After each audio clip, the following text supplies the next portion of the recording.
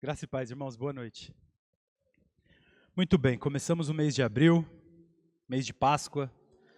É o mês mais importante para a história da igreja. Eu já falei sobre isso na semana passada na EBD. A gente celebra a Páscoa o Natal com mais festa, né? A gente para tudo para o Natal, né? Mas é porque é fim de ano, né? E aí a gente não vai fazer mais nada mesmo, já falta só 5 dias para acabar, a gente vai ter ano novo. Aí a gente para tudo para fazer aquela festança. Mas o Natal, ele é igual preparar o almoço. Ele é feito para alguma coisa. E o almoço mesmo, a parte mais importante, a celebração maior, é almoçar. O Natal é a mesma coisa. Ele é importante? Ele é extremamente importante. Ele é fantástico. Mas ele é a preparação. Tudo vai se consumar, tudo vai se resolver, toda a parte importante, tudo aquilo que mais nos enche, está na Páscoa. A Páscoa é a festa que mais importa para a igreja. De todas as nossas festas, a Páscoa é a celebração máxima que a gente tem. A gente deveria dar um valor para a Páscoa maior até do que o que a gente dá para o Natal. A celebração que a gente faz lá no Natal, a gente deveria fazer na Páscoa. Porque a Páscoa, ela consuma, ela resolve, ela fecha tudo aquilo que foi prometido. Você já parou para pensar que a Páscoa, ela é o ponto mais alto da Bíblia? Tudo que vem antes da Páscoa só existe para preparar a gente para esse momento. E tudo o que acontece depois da Páscoa acontece por causa da Páscoa. O auge de toda a Bíblia está ali. É o centro de toda a pregação do próprio Jesus.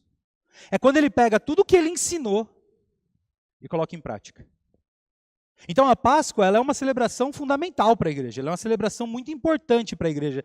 Ela é algo que a gente precisa ter desejo, a gente precisa ter atenção, preocupação, não só em entender, mas em viver nos nossos corações. A Páscoa é o que importa para a gente nesse momento.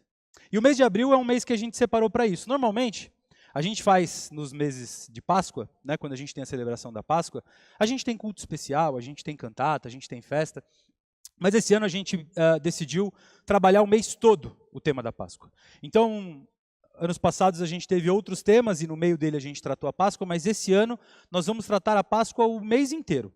Durante a manhã a gente começou na semana passada com a entrada triunfal. Hoje o Guilherme pregou sobre o Getsemane e a gente vai pregar na parte da manhã o caminho e as coisas que aconteceram no sacrifício de Jesus. Aquilo que a gente vê nas cantatas, nos filmes de Páscoa e etc. O caminho de Jesus até a cruz e o que nasce da cruz. Esse vai ser o nosso caminho pela manhã. Mas na noite, a gente vai dar uma abordagem um pouco diferente. Porque como eu acabei de dizer, a Páscoa é a coisa mais importante para a história da igreja.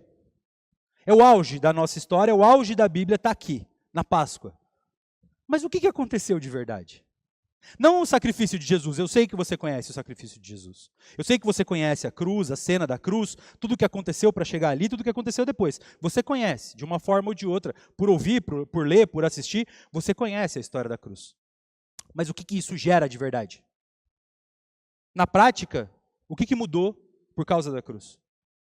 Porque a gente fala assim, os meus pecados foram perdoados. Quais pecados foram perdoados? Como que funcionou isso na prática? Você foi mesmo perdoado? Não foi? Será que se eu descer aí e perguntar para você de verdade, o que é justificação? Você vai saber responder? Se eu perguntar para você assim, você foi justificado? Você vai saber responder? Se eu perguntar para você, olha só, você foi salvo, você é salvo, você vai ser salvo. Porque a gente lê na Bíblia os três, né? A gente às vezes vai ler assim, porque fomos salvos, né? Aí você vai ver em outros momentos da Bíblia, porque somos salvos. Aí em outros momentos, porque seremos salvos. Ué, sou você, decide. Pois é, tem muita coisa que a gente não sabe na prática explicar. A gente entende, a gente sente, a gente tem certeza. Mas saber explicar bem de verdade assim é difícil. Então nessas 4 semanas, a gente vai trabalhar exatamente esses temas relacionados à Páscoa, mas olhando não para a cena da crucificação. A gente vai além dela e vai explicar, a partir da palavra de Deus, o que aconteceu por causa daquela cena. Quando Jesus morre numa cruz, o que isso começa? O que isso muda? O que isso transforma? E aí a gente colocou como tema as etapas da redenção humana. Porque, na verdade, o sacrifício de Jesus na cruz, ele estabelece a redenção. Ou seja, a nossa restauração. Tirar a gente de um lugar e colocar a gente em outro lugar. Mas ele tem etapas. E a gente vai trabalhar essas etapas. Então, nas próximas semanas, a cada domingo, a gente vai trabalhar uma dessas etapas, são várias. A gente separou 4 delas e a gente vai trabalhar 4 dessas etapas da redenção humana. E eu, de verdade, convido você a estar aqui. São 4 assuntos fundamentais para você entender o Evangelho como ele deveria ser entendido. Para você aprofundar o seu conhecimento de Deus. E não é só para você falar assim, agora eu já sei explicar se você me perguntar o que é justificação. Não é esse o objetivo. É para você poder experimentar de fato e entender de fato o que é a justificação na sua vida. O que é a santificação na sua vida. O que é a glorificação na sua vida. Porque talvez falte alguma coisa no seu entendimento. Ou talvez você esteja vivendo de uma maneira que não precisasse. Hoje, por exemplo, é um desses assuntos. Quando a gente fala sobre a justificação, muitas vezes você está fazendo ou vivendo a sua fé de uma maneira que você não precisaria estar vivendo. Porque você ainda não entendeu ela direito. E entender direito o que é a justificação pode te dar uma liberdade única na sua relação com Deus. E esse é o nosso objetivo aqui nessa noite. Então hoje, nós vamos ler a partir do livro de Romanos e a gente vai trabalhar o tema da justificação. Fique tranquilo, Romanos é um livro difícil, talvez é um dos livros mais difíceis da Bíblia. Se você ler e não entender, lê de novo, e lê de novo, e lê outra vez, e lê mais uma hora, vai dar, tá? Hoje, o texto que a gente vai ler, eu vou explicar, mas nem sempre vai ser assim. Romanos é difícil, mas está tudo bem, é difícil para todo mundo. Amém? Abra sua Bíblia em Romanos 3. Nós vamos ler a partir do versículo 19. Romanos 3, a partir do versículo 19, nós vamos ler até o versículo 28.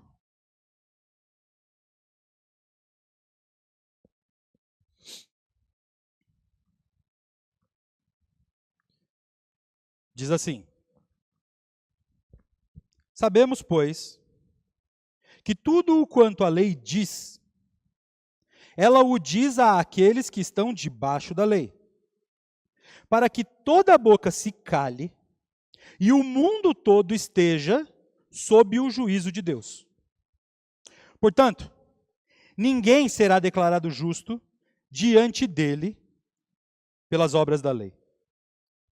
Pois por meio da lei, nos tornamos conscientes do pecado. Agora, porém, se manifestou uma justiça que provém de Deus, independente da lei, e é da qual testemunharam a lei e os profetas. Justiça de Deus, mediante a fé em Jesus Cristo, para todos os que creem. Não há distinção, não há diferença. Por quê? Porque todos pecaram e estão destituídos da glória de Deus, sendo justificados gratuitamente por sua graça, por meio da redenção que há em Cristo Jesus. Deus o ofereceu como um sacrifício para expiação pelo seu sangue, para ser recebido pela fé, de forma a demonstrar a sua justiça. Isso porque na sua tolerância ele deixou impunes os pecados anteriormente cometidos.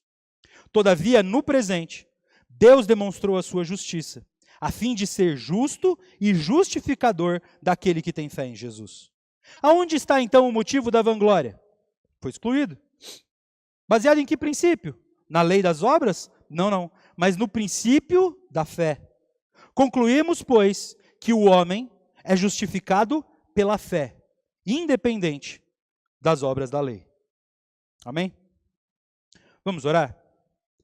Pai, lemos agora a Tua palavra, uma palavra preciosa, uma palavra maravilhosa, viva, verdadeira e eficaz para transformar as nossas vidas, Senhor. Te pedimos em nome de Jesus que a Sua palavra more nos nossos corações, que ela tome espaço nele, Pai, que ela trabalhe nas nossas vidas, que ela nos transforme, até que ela seja, Pai, o motivo e o condutor das nossas vidas, Senhor. Nos ajuda, Pai, a viver segundo aquilo que o Senhor ensina na Tua palavra. Que nessa noite, Pai, eu possa ser usado pelo Senhor para transmitir o Teu Evangelho e aquilo que eu não for capaz. Trabalha no coração de cada um dos nossos irmãos por meio do Espírito Santo, Senhor. Ilumina-nos, Pai. Ajuda-nos e sustenta-nos em nome de Jesus. Amém. Muito bem. Esse texto fala sobre justificação. E o que nós vamos falar hoje é sobre justificação. Justificação é um assunto muito complicado da Bíblia.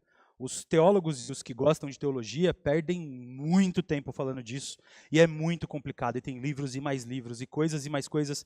Eu não vou afundar tão fundo assim, eu vou ficar aqui na superfície e tentar só explicar o que é justificação para vocês, então não se decepcione, a gente vai chegar lá. Muito bem, quando a gente pensa em justificação, a palavra vai indicar para a gente um termo jurídico, né? De você tornar justo, ou de você dar sentido, ou de você dar valor, ou de você fazer valer a pena, ou de você mostrar que algo vale. É tornar justo. Justificar é tornar justo. Lembra quando você estava na escola e você fazia uma pergunta e por que tal coisa é assim? Aí você, justifique. Então você tem que explicar aquilo. Não é só colocar a resposta, você precisa explicar o porquê daquela resposta para que aquela resposta valha. Entende? Justificação é isso. É explicar o porquê que aquilo é aquilo. É justificar, é fazer aquilo valer. Muito bem, quando a gente pensa em justificação, a gente pensa nesse tipo de coisa. E por que justificação é um tema importante para mim e para você? Porque é da nossa natureza, pensarmos em justiça, mesmo sendo injustos. Olha só, é mais fácil para você dar dinheiro para alguém ou receber o dinheiro de alguém? Eu acho que é muito mais fácil dar dinheiro para alguém do que receber dinheiro de alguém. Porque se você receber o dinheiro de alguém, você vai ficar assim, o que eu tenho que fazer de volta? O que eu tenho que fazer em troca?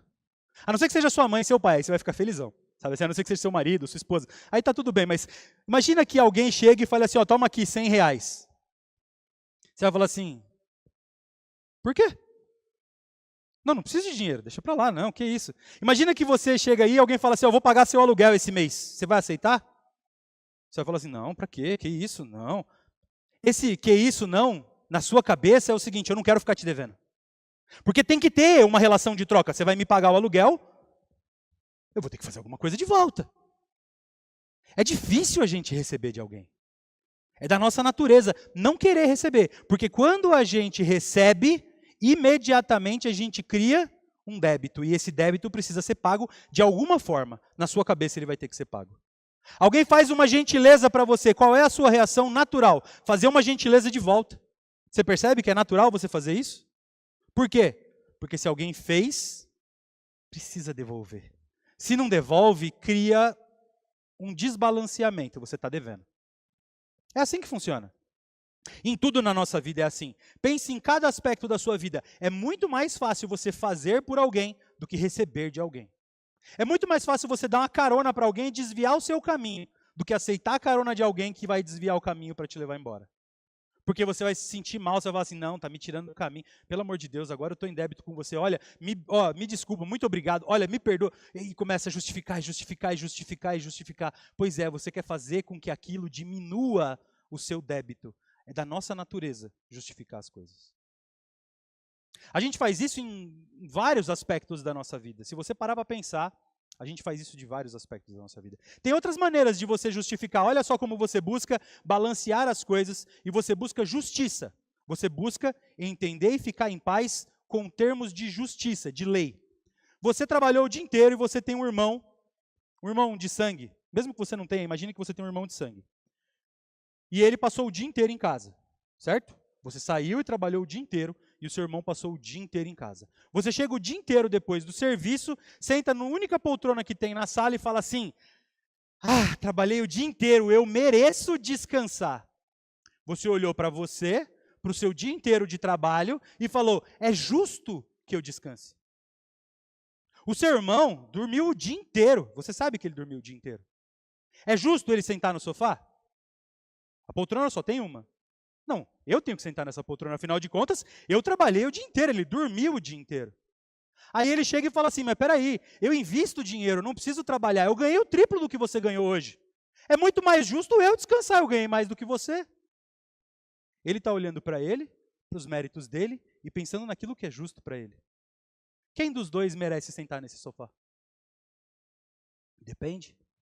No seu ponto de vista de justiça, você que trabalhou o dia inteiro. No ponto de vista dele, ele, porque ele trabalhou o dia inteiro, mesmo que ele não tenha feito nada. Entende como a justiça humana ela acontece o tempo todo e ela é relativa? Você entra num ônibus, tem uma pessoa que não está grávida, nem é velha, nem parece que tem nenhum tipo de doença, de debilidade, e ela chega e para do seu lado. Você olha e fala assim, eu não vou dar lugar não, estou também igual ela, trabalhei o dia inteiro, estou cansado igual ela, vou ficar aqui onde eu estou. É a sua justiça.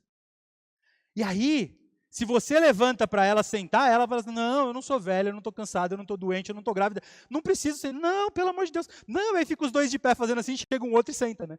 Fica um elogiando o outro e pedindo desculpa para o outro e nenhum dos dois senta naquele lugar. Pois é a tentativa de justiça, para um lado ou para o outro. Você se sentindo no direito mais do que o outro, ou o outro se sentindo mais do que você, ou então, quando você resolve ser educado, aquela pessoa vai lá e ela, então, não quer dever para você, não aceita a sua justiça, e aí começa essa briga de justiça e justiça. É da nossa natureza fazer isso. A gente faz isso o tempo todo. E vai além. A nossa relação religiosa é uma relação em busca de justiça. Toda religião, absolutamente toda religião, ela vai tentar equilibrar a conta com uma divindade. Obedeça, senão todas as maldições vão cair na sua cabeça. E aí você obedece e equilibra a conta. Aí o mar teve um maremoto e ele invadiu e destruiu uma praia. Aí as pessoas da praia faziam um sacrifício para que aquele Deus pare de ofender o mar, a cidade e aplaque a ira dele, sabe? Vocês já viram essas ideias de deuses gregos e tal? Aí começa uma chuva, um monte de relâmpago, um monte de trovão. Aí eu vou lá pagar a conta com aquele Deus para acabar aquela chuva, aquele trovão, aquele monte de coisa. Eu vou equilibrar a minha conta. Mas vai além. Você tem um Deus e você tem uma religião. E aí você quer uma resposta desse Deus. E aí você vai lá e faz um sacrifício para esse Deus, porque quando você faz um sacrifício para esse Deus, ele fica devendo você e aí ele te devolve com uma resposta. É troca. Você está fazendo e você está recebendo. E aí você quer o favor desse Deus, você quer que esse Deus esteja do seu lado. E aí você vai lá e presta um culto para ele, você faz algum sacrifício para ele, você entrega alguma coisa para ele, para que ele se alegre com você e de volta, ele faça alguma coisa para você. Toda religião é assim. E aí você começa a participar dessa religião e você começa a buscar o quê? Obediência, prática. Fazer as coisas do jeito que ele manda, não fazer as coisas do jeito que ele proíbe, para que no final você consiga o favor dele, você melhora o seu saldo. Você vai crescendo e ficando cada vez melhor, e aí ele começa a favorecer vocês. E aí no final você vai para o céu. E aí a hora que você faz aquele ritual, você recebe algo em troca. E tudo isso gira em torno de justiça. Eu estou merecendo que esse Deus faça por mim. Eu estou fazendo para que ele faça de volta. Você criou uma relação de troca justa com esse Deus. Percebe como tudo na nossa vida gira em torno de justiça? Vai além. Se eu falar para você assim, o que justifica a sua existência? Por que você não é um desperdício de espaço e de oxigênio? Me explica, por que você está merecendo estar aqui? Aí você vai começar a ter respostas. Olha só, o que justifica a minha existência é porque eu trabalho muito bem. Todos os dias eu vou para a escola, eu cuido das crianças, eu abençoo a vida delas. E olha só, as mães podem ir trabalhar tranquilas porque eu estou lá cuidando delas. Eu tenho um motivo para existir. É justo que eu exista. Afinal de contas, eu estou fazendo alguma coisa. Olha, a justificativa da minha existência, o motivo pelo qual eu existo, o que enche a minha vida de significado e faz com que eu valha a pena estar aqui, são os meus filhos. Olha como os meus filhos são fantásticos. Eu cuido deles, eu faço tudo por eles, eles são, olha só, educados, bonitinhos, estudiosos, eles trabalham, eles não dão trabalho para ninguém, não respondem ninguém. Olha como é perfeito! Isso aqui é a prova de que eu existo e de que eu mereço existir. É justo que eu existo, olha o que eu faço. Ou a sua carreira, ou o seu trabalho, ou o seu dinheiro, ou o que quer que seja. Tem gente que canta que o motivo de existir é o time de futebol. Você arrumou uma justificativa para você existir, mas você vai arrumar uma justificativa para você não ser o desperdício de oxigênio. De alguma forma, você vai buscar justiça.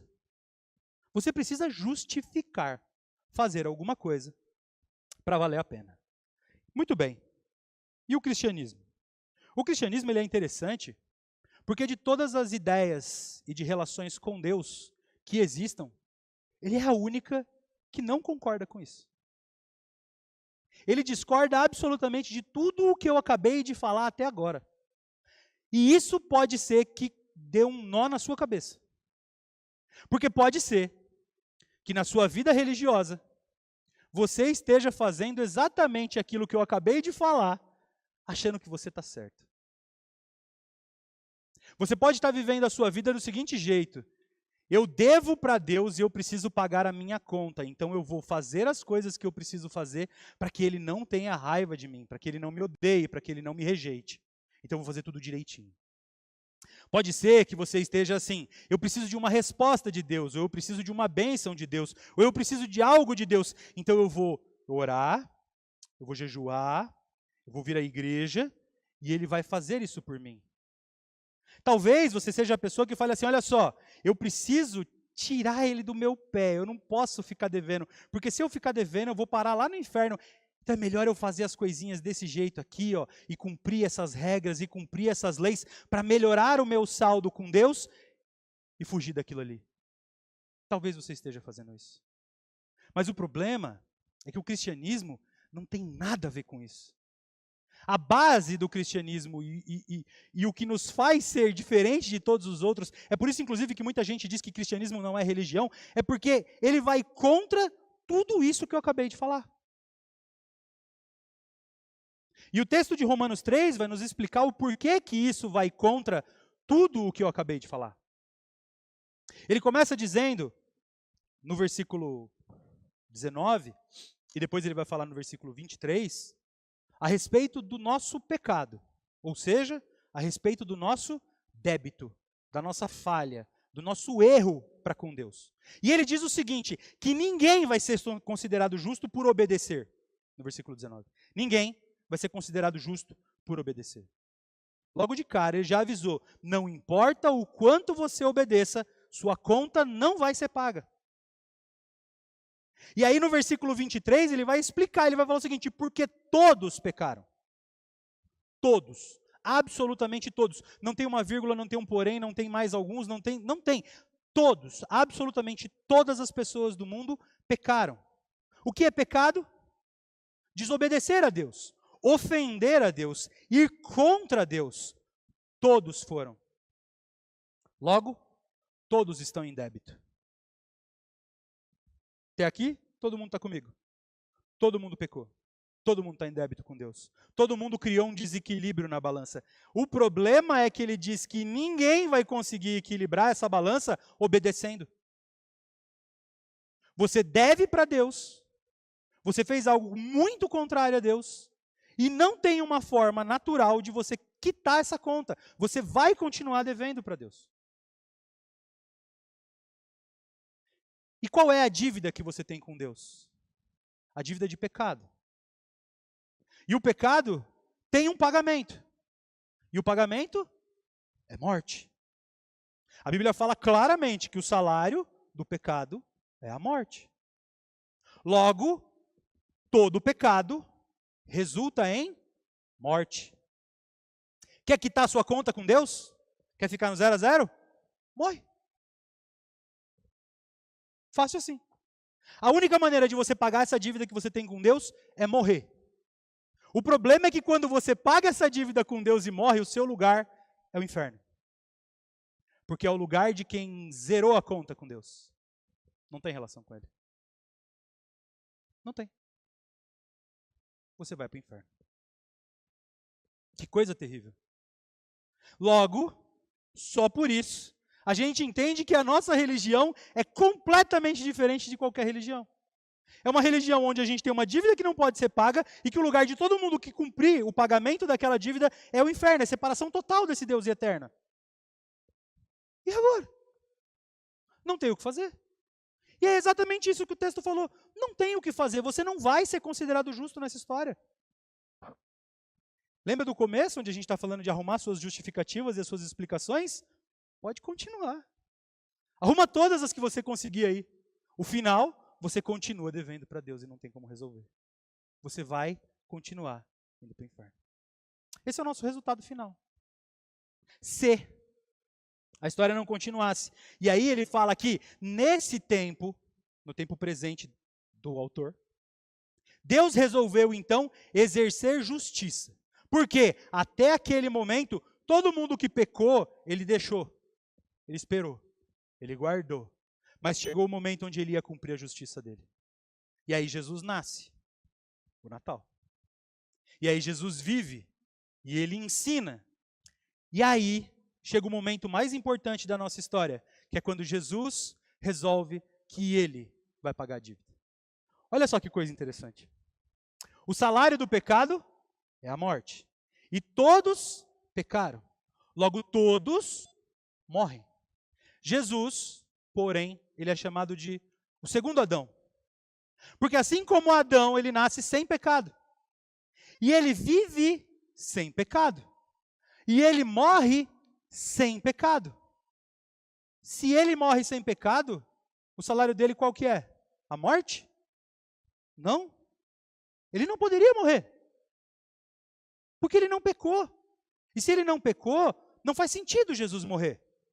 Porque só morre quem peca. Como que Jesus foi capaz de morrer então? Porque, pensa claramente, o pagamento, ou seja, a autorização ou a obrigação de morrer é o pecado. Mas Jesus morreu. Só que ele só conseguiu morrer porque de alguma forma tinha pecado. Mas ele nunca pecou. E isso explica o como ele paga a nossa dívida. Para morrer na cruz, ele teve que pegar o pecado de cada um e colocar sobre ele. E não é colocar sobre ele como se fosse, sabe, moralmente a ideia, não, eu aceito o pecado dele, eu aceito o pecado dele. Não é isso. Ele enfiou na carne dele. É como se ele tivesse tatuado na pele dele o pecado de cada um de nós. Ele colocou nele, em cima dele. Ele sofreu cada um dos pecados de todas as pessoas que já existiram e que foram salvas por ele. E de que serão salvas por ele. Cada uma dessas pessoas, ele tomou o pecado de você e colocou em cima dele. Para que ele pudesse morrer. Porque se ele não tivesse arrancado o pecado que estava em você e colocado em cima dele, você podia cortar ele em 300 pedaços, não ia morrer. Porque o salário do pecado é a morte e ele não pecou, ele não pode morrer. Ele só morreu porque ele pegou todos os pecados e jogou em cima dele. E o texto vai falar que ele fez isso porque ele quis. E não porque você pediu. E não porque você chorou. E não porque você conversou. E não porque você merecia, ou porque você era justo, ou porque você tinha algum valor, ou porque, olha só, você é um bom professor, ou você é uma boa mãe, vale a pena salvar você. Não! Ele fez isso porque ele quis. O texto de João vai dizer que ele faz isso por nós, enquanto nós ainda somos inimigos dele. Nós odiamos ele. E ele olhou para a gente e falou, tá bom, mas eu amo você. E aí ele foi, pegou todo o seu pecado, colocou em cima dele e morreu numa cruz. Quando isso acontece, algo acontece no céu. No mundo espiritual, alguma coisa muda. Porque você que era inimigo de Deus, e que tinha uma conta que não podia ser paga, e que nunca seria paga, não importa o que você faça, de repente, o saldo zerou. Porque ele arrancou de você e colocou nele. Você entende o que ele fez? É você pegar a sua conta no negativo, abrir ela, e ela não está mais no negativo. Alguém pagou. Alguém pagou. Foi ele quem pagou. Então ele pega a sua conta e zera, pega a sua conta e zera, pega a sua conta e zera. Ele pega de cada um de nós e zera. E quando ele faz isso, você deixa de dever para Deus. Logo, você não vai mais sofrer a morte que foi preparada para você. Porque o salário do pecado é a morte. Você já não tem mais ele. O seu saldo foi zerado. Você já morreu. Paulo, ele vai dizer, num outro contexto, mas ele vai falar sobre isso, ele vai falar, eu já fui crucificado com Cristo e agora não vivo mais eu, mas Cristo vive em mim. Porque ele morreu por mim, logo eu vivo por ele. Quando ele morre na cruz por você, é você quem morre naquela cruz, por meio dele. E aí a morte que você ia sofrer, ele já sofreu. Só que a gente está falando da morte espiritual, da morte eterna. Porque eu estou falando sobre ir para o inferno, eu não estou falando sobre cair duro ali e ser enterrado. Essa morte, ela vai acontecer porque a nossa natureza já foi corrompida e a nossa carne já foi destruída. A carne não presta mais, ela vai ter que ser jogada fora e fazer outra. Por isso, quando a gente vê a glorificação, a gente vai ver que entre as coisas da glorificação, nós teremos novos corpos, porque esse corpo não presta. Ele já foi contaminado. Mas a alma, essa foi salva. Então, quando você morrer, assim como Jesus mostrou para você lá, depois da cruz, você vai morrer. E você não vai ficar morto. Porque a morte já não vai mais poder deter você. Assim como a morte não pôde deter Cristo. Porque quando ele morre na cruz, pelo meu e pelo seu pecado, e ele leva todos os pecados para a morte, ele chega na morte e a morte olha para ele e fala, mas você não tem pecado, pode voltar. E Jesus volta no terceiro dia. E você, quando morrer, vai viver a mesma coisa, porque quando você chegar na morte, a morte vai olhar para você e vai falar, mas você não tem pecado, pode voltar. E aí, depois de que você morrer, você vai experimentar nova vida e vida eterna. Você entende agora a obra de Jesus? A obra de Jesus foi arrancar você da morte, zerar a sua conta, tirar todo o seu débito, para que você não devesse mais à morte. Mas ela não para por aí. Porque isso aí ia ser só zerar a sua conta, quitar. Ia ser só colocar você no 0 a 0. Ele não para aí. A Bíblia vai falar que depois dele fazer isso, e dele zerar a conta, ele te fez amigo. Ele morreu por você porque ele te ama. E depois que ele ressuscita, ele te dá a mão e fala assim, você agora vai ser meu herdeiro. E tudo o que eu tenho, que é o reino do meu Pai, eu vou compartilhar com você. E eu e você vamos desfrutar de tudo isso que o Deus fez para mim juntos. Te dá a mão e te leva para as coisas eternas. Essa é a obra de Jesus. A justificação que o texto vai nos mostrar aqui, ela está dizendo só o seguinte: você não é capaz de pagar a sua conta. Você tem um débito com ele que nunca vai ser pago. Mas Cristo vai lá e morre por você de graça. Sem nada que você possa fazer para merecer. Porque você não é bom, você não é justo, você não merece, e não tem nada que você viva que faça você merecer. Nada. Por isso que tanta gente diferente encontra a salvação. Por isso que não são só os bons que são salvos. Você vai olhar para o lado aqui na igreja, você vai olhar para o lado ao longo da sua vida, e você vai ver gente que era terrível e que vai para o mesmo lugar que você. Porque não é sobre o que ele é, e o que ele merece, é sobre o que Cristo é e o que ele merece. E ele decidiu salvar aquela pessoa e morreu por ela. A conta que eu e que você temos é a mesma, porque todo pecado tem um pagamento igual, morte. Não importa se você pecar uma vida inteira ou se você pecar uma vez só. Não importa se você matar alguém ou se você mentir para sua mãe. Tanto faz. Para Deus só existe débito e crédito. E todo mundo está em débito. E todo mundo que Jesus decidiu que ele vai salvar, ele dá a mão, paga a dívida e leva para o céu. E acabou. E não tem diferença entre nenhum de nós. Por isso, quando você olhar para o lado, você não pode olhar com os olhos de justiça que a gente falou lá no começo. Quem merece sentar mais naquela poltrona? O que trabalhou o dia inteiro ou o que não fez nada o dia inteiro e ganhou um monte de dinheiro? Nenhum dos dois merece sentar na poltrona. Porque os dois são pecadores. Mas Jesus faz lugar para os dois sentarem na poltrona. Porque ele é bom. Porque ele é bom. Ele é o que merecia sentar na poltrona. E ele dá uma poltrona para mim e uma poltrona para você. Você entende? Quando a gente fala, então, sobre o que dá justificativa para a sua existência, não é ser bom. Não é ser bom professor. Não é ser um bom marido. Não é ser um bom pai, uma boa mãe. Não é ser alguém que faz o bem para o outro. Não é cuidar do outro. O que justifica a sua existência, o que dá motivo para você existir, é porque Cristo olhou para você e falou, eu quero esse. É por isso que você tem valor. Não é por você. Ele te amou. Quando você ainda era um pecador. E aí a gente chega, então, de volta. A maneira como a gente vai lidar com a nossa fé. Porque Percebe que não faz mais sentido agora você olhar e falar o seguinte: aconteceu algo aqui, o maremoto lá destruiu a praia, então eu vou fazer um sacrifício para que esse Deus aplaque a ira dele e recue o mar? Não faz sentido. Não faz sentido porque seria uma troca. Você não tem nada para trocar com esse Deus. Não faz sentido você olhar para o seu filho doente e falar: eu vou fazer um sacrifício, ou eu vou obedecer, ou eu vou fazer algo bom, ou eu vou dar a cesta básica, ou eu vou fazer uma promessa, e aí ele vai ser curado. Não faz sentido, você não tem nada para oferecer. Você quer uma resposta desse Deus, aí você fala: então eu vou no culto, eu vou tomar a ceia, eu vou andar direitinho essa semana, porque daí Deus vai me responder.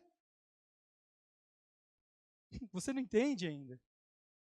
Você só é capaz de vir ao culto, você só é capaz de tomar a ceia, você só é capaz de obedecer porque Ele permitiu que você fizesse isso. Quando a gente olha para o cristianismo, a gente vê o oposto exatamente por isso. Você não faz as coisas para Deus e você não obedece a Deus e você não vive uma vida cristã para você receber essas coisas de Deus. Você já recebeu todas essas coisas de Deus. E aí você se torna capaz de fazer todas essas coisas. É o oposto. Você entende que você não é capaz de adorar a Deus. Então você achar que você vai vir adorar a Deus para que Ele se agrade de você é bobagem. Ele te salvou e decidiu que você vai adorar Ele. Por isso você é capaz de adorar Ele. Ele já fez. Você não vai obedecer a Deus para ser salvo. Você foi salvo e por isso você pode obedecer a Deus. E isso é libertador quando você entende. Porque não tem mais nada que pode te separar de Deus. Nada. Porque se você acha que você tropeçou ali e falou alguma coisa que você não deveria, e agora você está em pecado e afastado de Deus e Deus te odeia. Não. Quando Ele morreu na cruz, Ele morreu por esse tropeção que você deu. Ele morreu por isso. Quando você mente para alguém, e aí você fala: nossa, agora eu estou em pecado, e agora Deus me odeia, e agora as coisas ruins vão acontecer comigo. Lembre-se, Ele já morreu por essa mentira que você vai contar. Ele morreu por todos os seus pecados. Então a gente pode pecar à vontade, certo? Não. Não tem nada a ver com isso, é o oposto. Porque você fazia todas essas coisas e você vivia no pecado porque você era escravo do pecado. Quando Ele quita a conta, Ele te liberta do pecado. Você não precisa mais do pecado. E quando você peca, você ofende aquele que te ama. E você agora tem consciência disso. E agora você tem o Espírito Santo dentro de você, porque agora você já não é mais inimigo de Deus, você é amigo de Deus, você é herdeiro dele. O Espírito Santo está dentro de você. Toda vez que você cometer um pecado, ele vai te torturar. Porque você vai olhar aquele que morreu por você e vai falar: falhei de novo. É isso. A ideia da graça e entender a graça que existe na salvação de Cristo não é uma autorização para você pecar.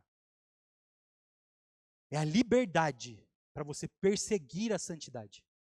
Você agora é livre e você pode ser santo. Percebe? Quando ele fala que ninguém vai ser justificado por obediência, ele está dizendo o seguinte: você não vai ser salvo por ser obediente a Deus. Você foi salvo, agora você pode ser obediente. E agora a sua obediência tem valor. Então agora você está livre da ideia de que se você for direitinho, Deus vai te abençoar. Não, Deus vai te abençoar. Pode ir direitinho. Vê como muda? Você fica assim: não, porque essa semana eu não vou fazer nada de errado, porque eu quero que Deus me abençoe no final de semana, faça sol para eu poder sair. Só vive diante de Deus tudo o que você tem para viver com Deus, na relação boa que você tem com Deus, e Ele vai fazer o que Ele quiser com você, porque Ele já fez a maior de todas as obras, que foi salvar você e tirar você do inferno. E Ele mesmo fala, Ele fala: olha, eu livrei você da morte eterna, o que eu não vou fazer por você? Mas se você ficar pensando no que Ele vai fazer por você, talvez ainda falte você compreender o tamanho do que Ele já fez. Porque quando você entende que Ele te libertou da morte eterna, da escravidão eterna, da inimizade eterna, te livrou de todo o juízo de Deus. E quando você olha a cena da cruz, e aquilo ali foi feito para você, e Ele sofreu no seu lugar, se você não entende isso, e não passa a viver uma nova vida, onde o seu foco é agradar e obedecer a Ele, porque você ama Ele, e você não amaria Ele se Ele não tivesse te dado essa autorização, talvez você precise repensar, voltar um pouquinho, e buscar de novo, porque falta entendimento a respeito disso. Quando Jesus nos salva e nos livra da morte, nos livra da algema do pecado, nos livra dessa escravidão eterna que a gente que a gente tinha, e nos coloca num novo lugar de liberdade, o que Ele faz é nos tornar justos. Você não é justo, você é justificado. A diferença é, nada do que você faz te faz bom. Ele em você te faz bom. E aí tudo o que você faz com Ele em você começa a ser bom. Entende? Você poderia obedecer a lei inteira e mesmo assim não seria salvo. Com Jesus, você vai ser capaz de obedecer a lei inteira e será salvo. E se você pecar, você sabe que você tem diante de Deus um sumo sacerdote que está lá para perdoar os seus pecados. É libertador pensar nisso. É maravilhoso pensar nisso, porque você percebe que você já não está mais algemado a regras, você já não está mais algemado a tratos, você já não está mais algemado ao que eu posso e ao que eu não posso. Você é livre. E é por isso que a gente canta que a gente é livre em Jesus. Como é que um povo que é livre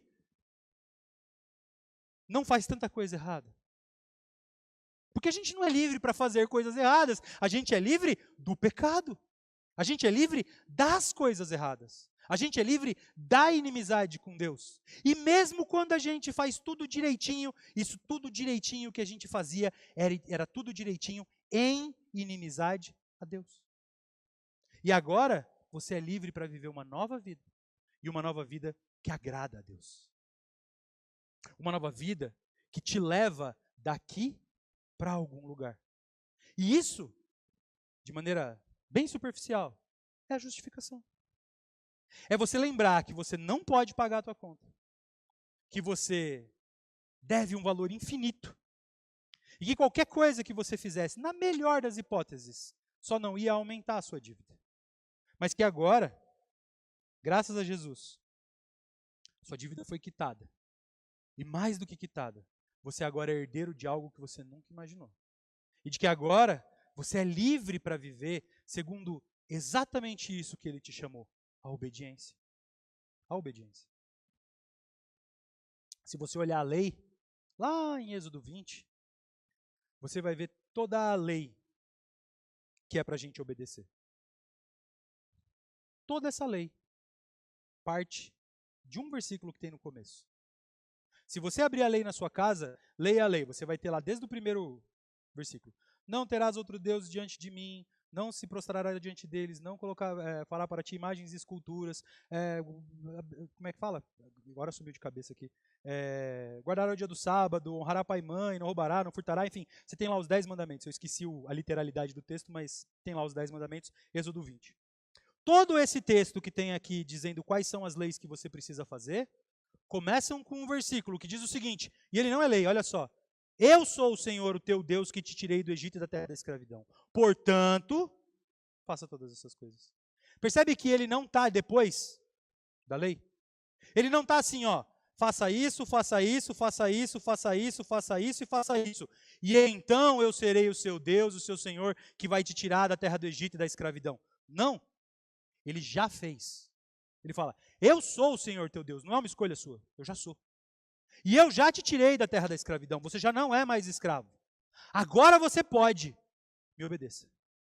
É assim que funciona desde lá de trás. Desde sempre. Ele decidiu que você era dele. E ele se fez o seu Senhor. E por ele se fazer o seu Senhor, você pode. Faça. É assim que funciona a justificação. Porque se a gente tivesse participação nessa justificação, se você fizesse alguma coisa para merecer seu lugar no céu, para que Jesus? Para que Jesus? A prova de que você não pode conquistar seu lugar no céu por nada que você faça, a prova de que você não pode pagar essa conta por nada que você faça, é Jesus. Porque Deus teve que se esvaziar de toda a sua glória, se fazer carne e morrer por você, porque você não era capaz de pagar essa conta. Nunca! E Ele fez por você. E Ele te deu o direito de ser chamado filho de Deus.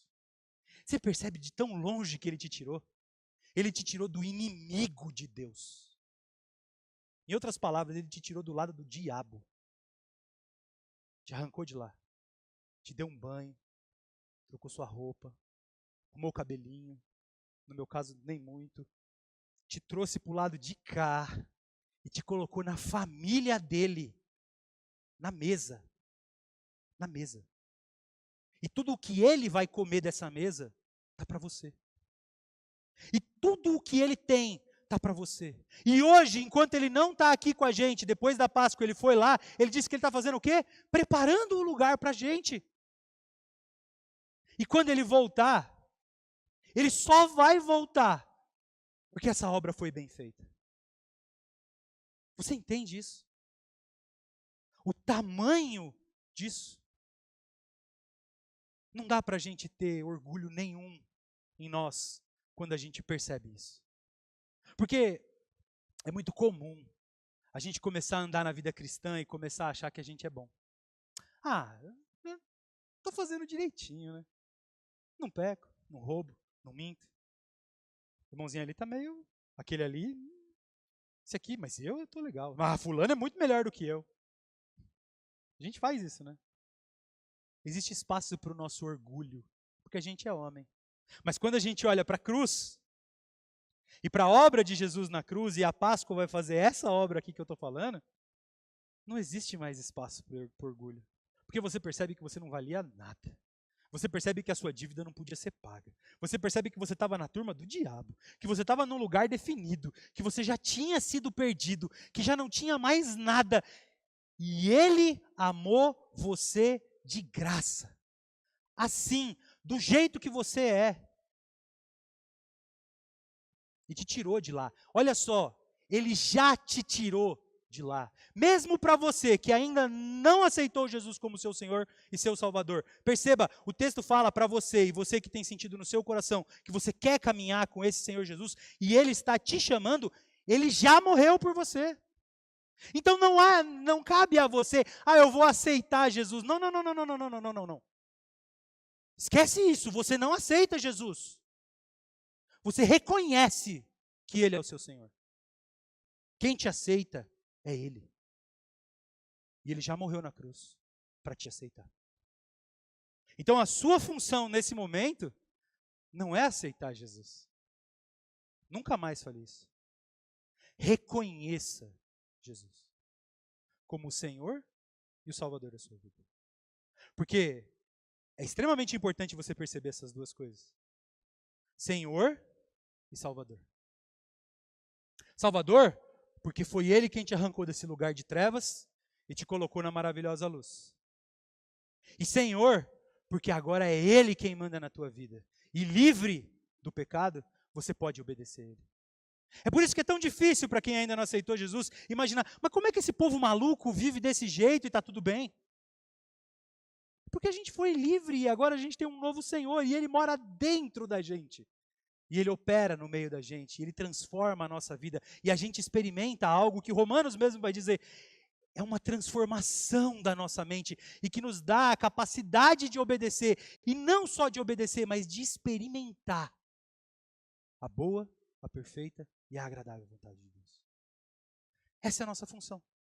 E é isso que a Páscoa veio trazer para a gente. Em primeiro lugar, a justificação. É ser arrancado de um lugar de trevas. É ser arrancado da inimizade. É ser arrancado de um lugar onde a gente passaria a eternidade. É ser tirado da inimizade com Deus e da amizade com o mundo. E das coisas que vão ficar. E das coisas que vão se destruir. E das coisas que vão se perder. E das coisas que não agradam a Deus. E das coisas que fazem mal para você aqui e agora e na eternidade. E ser colocado num novo reino. Num novo lugar. E nesse novo lugar, tudo começa a fazer sentido. Porque agora a sua vida vai ter sentido. Quando eu perguntar para você, o que justifica a sua existência? Você vai poder dizer assim, o que justifica a minha existência é Cristo. Ele é razão suficiente para eu existir. Eu não sou um desperdício de oxigênio, eu não sou um desperdício de espaço, porque Ele me ama. Eu tenho valor porque Ele morreu por mim. Eu tenho valor porque Ele disse que eu tenho valor. Eu pessoalmente, não tenho valor nenhum, se eu olho para mim, eu não acho nada de bom. Mas Ele olhou para mim, viu graça e falou assim, quero você. Entende?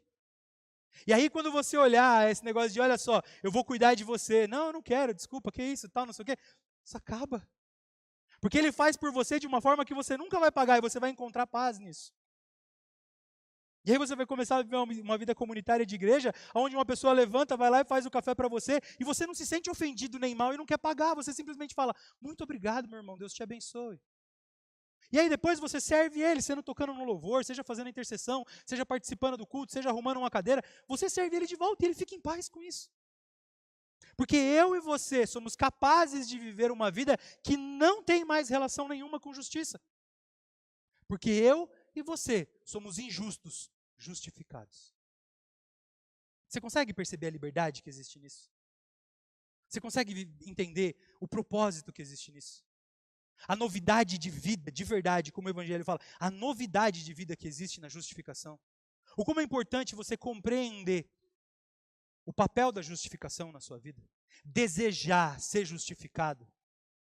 Porque não importa o quão justo você seja, o quão honesto você seja, o quão correto você seja, o quão educado você seja, o quão bom você seja, você nunca será justo. E o seu corpo, a sua mente, vai gritar por justiça, porque você odeia ser injusto. E a única forma de você encontrar isso é em Cristo. E não tem nada que você precise fazer. Nada. Você não tem que oferecer nada. Você não tem que fazer nenhum tipo de ritual. Você não tem que... Nada. Nada. Nada. Você só precisa confessar. Senhor, eu reconheço. Eu sou um pecador. Eu estou em débito com você e eu não posso pagar. Paga a minha conta. E ele paga. E você vai embora com a conta paga. Você já viu quitar a dívida assim mais fácil? Mas não tem telefone nenhum no mundo que você vai ligar para quitar a sua dívida e vai ser assim. Com Jesus é assim. Você só chama e fala, eu reconheço. Eu reconheço. E Ele vai te salvar. Então, nesse primeiro dia da Páscoa, a gente trata da justificação. É essa história maravilhosa que Cristo possibilita na cruz. E só na cruz. Não existe nenhum outro lugar onde você vai encontrar justificação. Não existe nenhuma outra religião que vai dizer que o próprio Deus morreu por você e te colocou em justiça e você não precisa fazer nada por isso. É o pior negócio do mundo para esse Deus, né, cara? Ele vai tentar te vender um negócio e você não precisa pagar por ele nem fazer nada de volta. Que coisa maluca, né, cara? Mas é assim que funciona com Deus. Ele já te salvou. Ele já te amou. Ele já morreu por você. E não tem nada que você possa fazer de volta. Se você quiser, você vai reconhecer Ele como seu Senhor. E ao reconhecer Ele como seu Senhor, você vai ter a sua vida transformada. E você vai começar a caminhar com Ele. Você vai começar a andar junto com Ele. E você vai começar a experimentar as bênçãos que Ele tem. E você vai começar a experimentar a novidade de vida. E nesse caminho, você vai desfrutar de comunhão. E a comunhão é um prêmio maravilhoso que você também nem merece. Mas Ele está disposto a você. É só você pegar.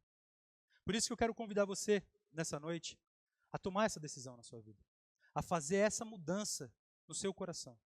Eu não vou pedir para você levantar a mão, vir aqui na frente, não é isso. Eu quero que você tenha uma conversa séria com Deus nessa noite. Eu quero que você tenha uma conversa verdadeira com Deus nessa noite. Em primeiro lugar, reconhecendo que você tem essa dívida com Deus. Ela não pode ser paga.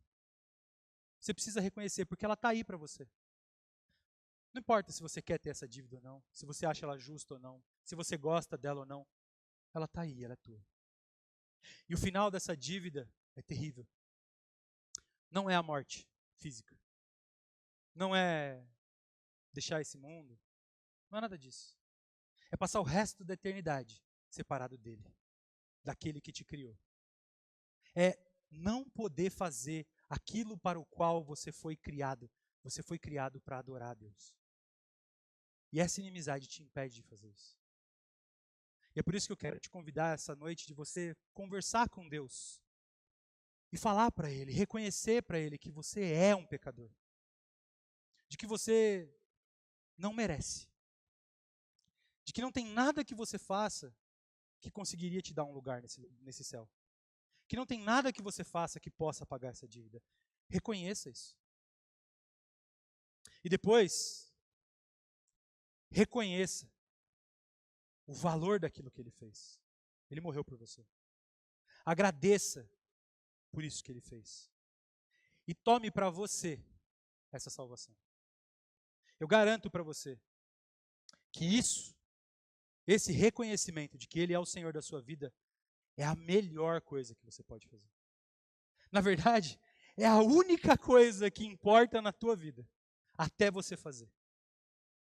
Todas as coisas que você fizer na sua vida a partir desse momento vão ter valor. E tudo o que você fez desse momento para trás não tem valor nenhum. Por isso que eu quero te convidar a fazer essa oração. Se coloque diante de Deus, converse com Ele, reconheça isso. Talvez você já seja batizado. Talvez você já caminha na fé há anos. Talvez você já faça parte da igreja há muito tempo. Nada disso importa. Não é nada disso que decide se você entendeu, recebeu e reconheceu o Senhor Jesus como seu Salvador. Nada disso importa. Você sabe, no teu coração, se você já fez isso. Talvez você seja novo, talvez seja a primeira vez que você está aqui, talvez você cresceu na igreja. Nada disso importa. Nada disso importa. Tem gente que se converte aos 60 anos depois de viver 60 anos na igreja. Acontece. Tem gente que se converte a primeira vez que entra numa igreja. Tem gente que se converte depois de ouvir a vida inteira essa mesma pregação. Nada disso importa. O que importa é que hoje Ele está falando com você. Ele está falando, tem um lugar para você na minha mesa. Tem um lugar para você na eternidade. Eu já morri por você. Me dá a mão. Deixa eu transformar a sua vida. É isso que o Senhor Jesus quer fazer com você. Você precisa reconhecê-lo. Não é aceitá-lo. Reconhecê-lo. Vamos orar? Baixe sua cabeça. Pai, obrigado pela tua palavra, Senhor. Te louvamos e te bendizemos porque a tua palavra ela é viva. A tua palavra ela é eficaz, a tua palavra é poderosa, a tua palavra ela é transformadora. A tua palavra visita lugares na nossa alma e na nossa mente que nem nós sabemos onde está. Ela vai até onde nada mais vai e ela separa as nossas intenções e os nossos desejos, Senhor. Louvado seja o teu nome pela tua palavra, Pai, que a cada dia muda os nossos corações, toca as nossas vidas e nos transforma, Senhor. Te agradecemos por isso, Senhor. E por meio da tua palavra nós tivemos acesso a entender o que Jesus fez por nós. Oh Deus, tamanho sacrifício. O Deus Filho que nunca teve pecado, que estava na glória, na eternidade, abriu mão da glória e se humilhou nascendo nessa terra, Senhor. Se fez carne, igualzinho eu e os meus irmãos. E passou por tudo isso dessa terra e em tudo te glorificou, Pai. Oh Deus, morreu numa cruz. Morreu torturado, morreu esmagado, morreu ferido. Morreu sem nenhum pecado, morreu sem merecer, morreu porque eu merecia, Pai. Me perdoa, Senhor. Eu reconheço que só por meio de Jesus eu tenho acesso ao Senhor. Eu reconheço, Pai, que é pelo sangue do Senhor Jesus que é derramado sobre a minha vida que eu sou coberto e tornado justo. Eu sei que eu não sou justo, eu não mereço. Eu não mereço lugar na tua mesa, eu não mereço lugar na eternidade, eu não mereço ser amigo teu, eu não mereço ser filho teu. É só pelo teu filho Jesus e eu reconheço isso, Pai. Nessa noite, Pai, eu quero junto com os meus irmãos declarar: só o Senhor Jesus é Senhor sobre a minha vida, porque Ele é o Salvador da minha vida. Obrigado, Pai, pela salvação que existe no nome de Cristo. Obrigado pelo sacrifício da cruz. Te louvamos por isso, Pai, porque sabemos que não teria nenhuma outra forma disso acabar. Obrigado, Pai, pelo sacrifício de Jesus que nos faz amigos, pelo sacrifício de Jesus que nos lava e que nos faz novas criaturas, limpos do pecado, limpos da escravidão do pecado, livres para poder viver por Ti e para Te adorar, para fazer aquilo que nós fomos feitos para fazer. A sede que existia em nós foi saciada. Louvado seja o Seu nome por isso, Pai. Somos novas criaturas. A água que bebemos que vem de Ti mata a nossa sede e a partir de agora nunca mais teremos sede. Obrigado por isso, Senhor Jesus. Nós queremos agora, Pai, viver para Ti. Agora que o Senhor Jesus é o nosso Senhor, em nome de Jesus, Pai, transforma os nossos corações. Faz da gente aquilo que o Senhor deseja. Permita que a gente possa caminhar o caminho que o Senhor planejou para nós. Permita que a gente viva em novidade de vida, aprendendo a cada dia mais e mais da graça e do conhecimento do Teu Filho, que nós possamos conhecer a cada dia mais o Senhor Jesus nas nossas vidas, que nós possamos parecer com Ele, que nós possamos ser chamados de cristãos de verdade, os imitadores de Cristo, os pequenos Cristos, porque não é porque nós nos tornamos bons, mas porque a cada dia mais dele está morando dentro de nós. Permita, Pai, que a gente faça como Paulo, viver não mais nós, mas Cristo em nós. Ajuda-nos, Senhor, a pregar o Teu Evangelho para aquele que não conhece. Ajuda-nos, Senhor, a aceitar a cada dia mais viver para Ti, morrer para Ti, servir ao Senhor em alegria. Permita-nos, Pai, experimentar da Tua graça e entender a Tua graça na nossa vida, Pai. Limpa-nos, Pai, dos resquícios do pecado, daquilo que ainda nos amarra, daquilo que nos prende. Senhor Jesus, recebe as nossas vidas a cada dia mais no Teu altar. E que nessa Páscoa, Pai, nós possamos celebrar com alegria e com plenitude de entendimento o tamanho da obra que foi feita na nossa vida. Se algum dos meus irmãos que está aqui nessa noite, Pai, não o tinha como Senhor e Salvador de sua vida e tem recebido nesse momento o Senhor, em nome de Jesus eu te peço, dá a força, dá a coragem de viver essa novidade de vida, dá a alegria da tua salvação no coração, transforma a vida desse meu irmão, dá, Pai, a certeza da boa escolha, dá, Pai, a ousadia de abrir mão da velha vida e de viver essa nova vida de santidade e de alegria diante de Ti, dá, Pai, a certeza de que foi uma escolha correta, de que foi uma nova caminhada boa e de que ela vale a pena ser vivida, Senhor. Ajuda, Pai, a Tua igreja a abraçar essas pessoas. Ajuda, Pai, a Tua igreja a ser bom exemplo para essas pessoas. Ajuda, Pai, a Tua igreja a conduzir essas pessoas cada vez mais próximo diante do Teu trono, para que todos nós possamos nos alegrar daquilo que tem sido feito, que todos nós possamos nos assentar ao redor da mesa do banquete e se alegrar de ver cada um dos nossos irmãos aqui presentes. Ajuda-nos, Senhor, a viver segundo a Tua vontade, conforme a Tua vontade, na alegria de estar no centro da Tua vontade, na certeza de que não tem mais nada que pode nos afastar do Teu amor, de que não tem mais nada que pode nos tornar inimigos Teus, na certeza de que não tem mais nada, Pai, que pode nos tirar da Tua presença. Permita-nos, Senhor, a cada dia caminhar mais e mais para a santidade, para a vida plena que existe nessa certeza, Senhor. Nós Te louvamos por cada um desses irmãos que está aqui. Te agradecemos por essa oportunidade de ouvir a Tua palavra e que ela transforme os nossos corações por completo, Pai. Essa é a nossa oração em nome de Jesus. Amém.